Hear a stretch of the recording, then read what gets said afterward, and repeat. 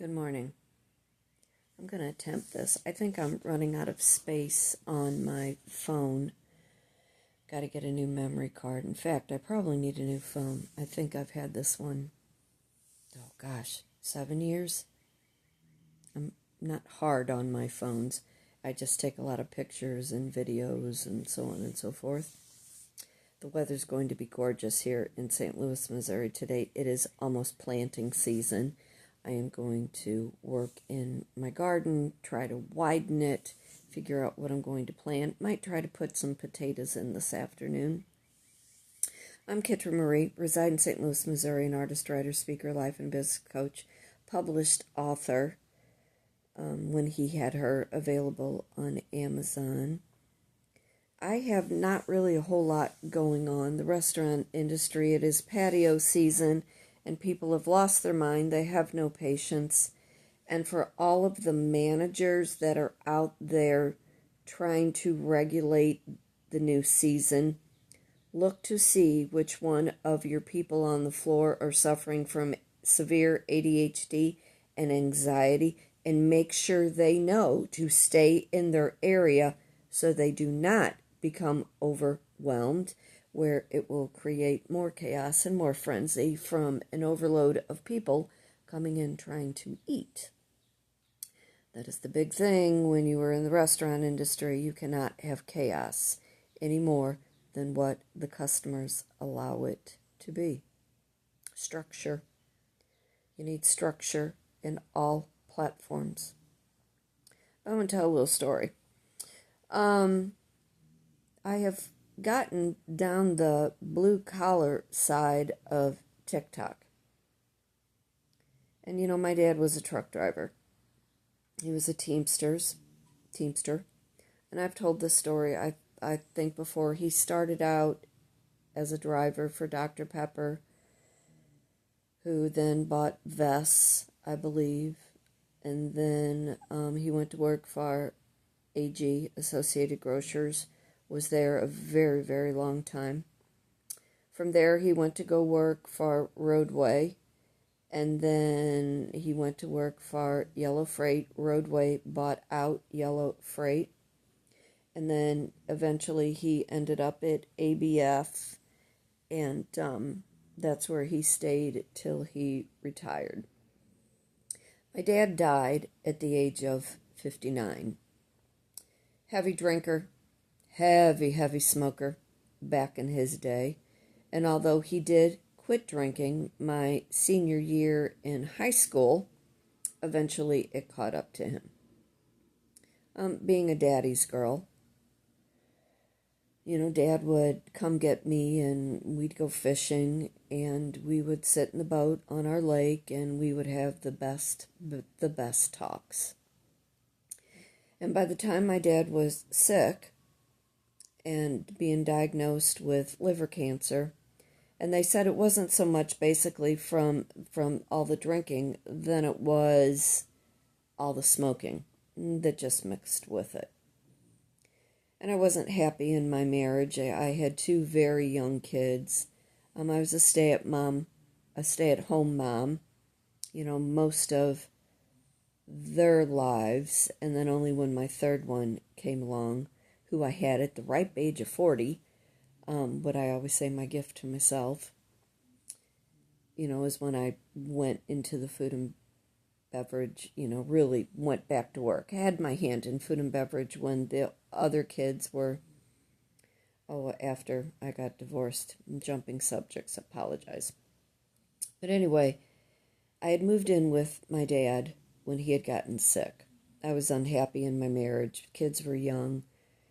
And watching my dad go from a larger-than-life man, functioning, running to the country, on Thursday, and he'd stay till Sunday, and he cut grass, and he maintained the 2 decks that we had at the lake and our cabin, and he fished, and he made everything okay.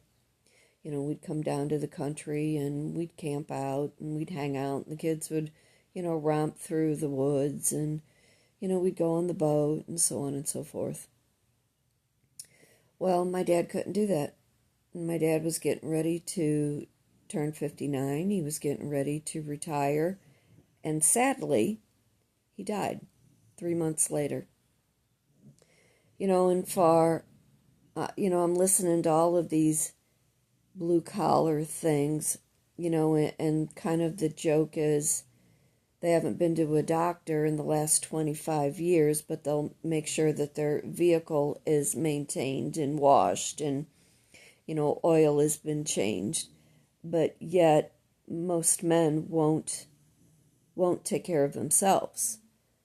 And that's a big stress on a woman who loves her man. And you're supposed to take care of yourself. You are supposed to be responsible for your body. You're supposed to be responsible for your own personal health. And you cannot get mad at her when she is concerned about your well-being. It's enough. We all go through things with our jobs. We all deal with certain elements that we shouldn't have to.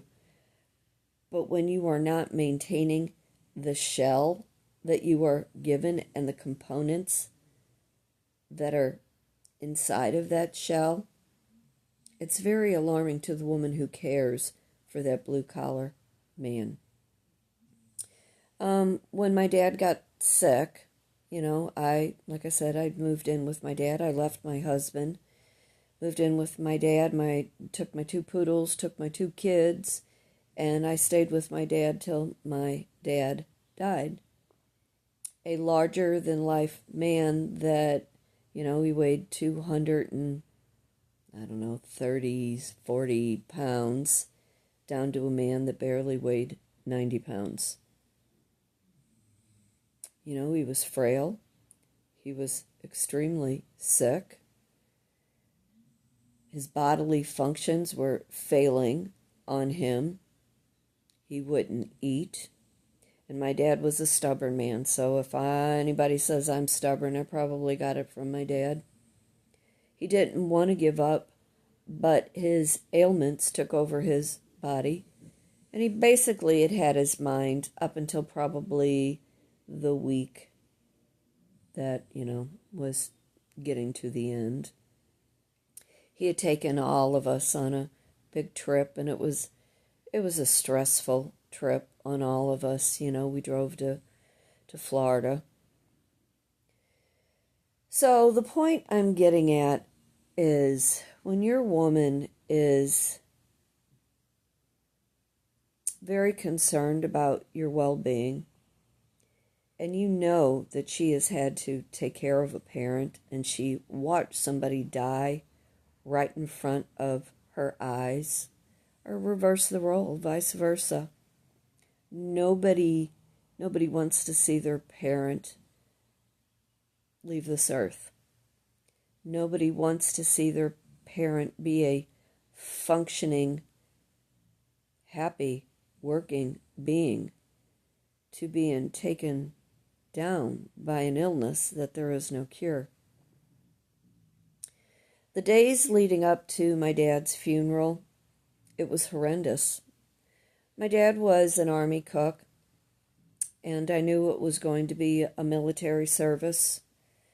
And I kind of had it in my head how it was going to play out, and I think about that all the time. I wish I could remember every component, because that service in itself is daunting, haunting, heart-wrenching.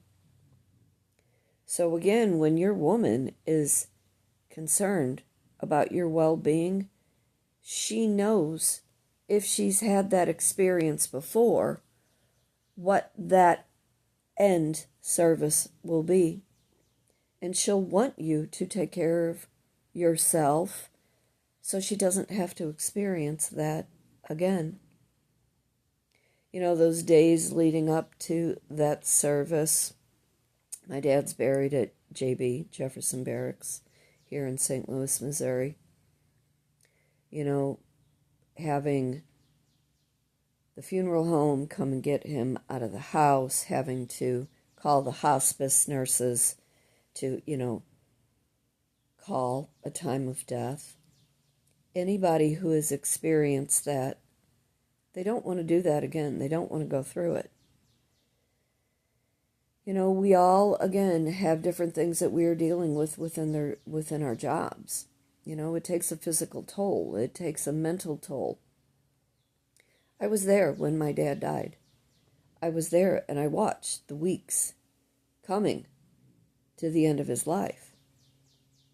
If you can take care of yourself and you can do something a little bit better to make your health better, think about the people that you are surrounded with. What really do you want to leave memory-wise with your children, your grandchildren, your wife, your girlfriend, significant other? Reverse the role. Take care of your health. Do not get mad at your person because they're concerned about your well-being. It's not easy, and it's a memory that lasts, and it lingers on the back of somebody's head when somebody larger than life is succumbed by an illness that there is no cure, or so they say. I just wanted to kind of talk about that. I've been thinking about that a lot with the weather changing, with getting ready to go garden. My dad loved to have his hands in the dirt. It's definitely fishing weather. My dad always said I was the next best thing to a son when it came to fishing, and I probably can outfish pretty much everybody that I come in contact with. But, for yourself, take care of your health. Take care of your mental awareness. Be aware of all of your anger issues and how that plays such a big part on your health. All those stresses that your heart takes on, all those muscles in your chest, from the physical things that you have to do with your job and all the physical stresses that you're putting on your organs.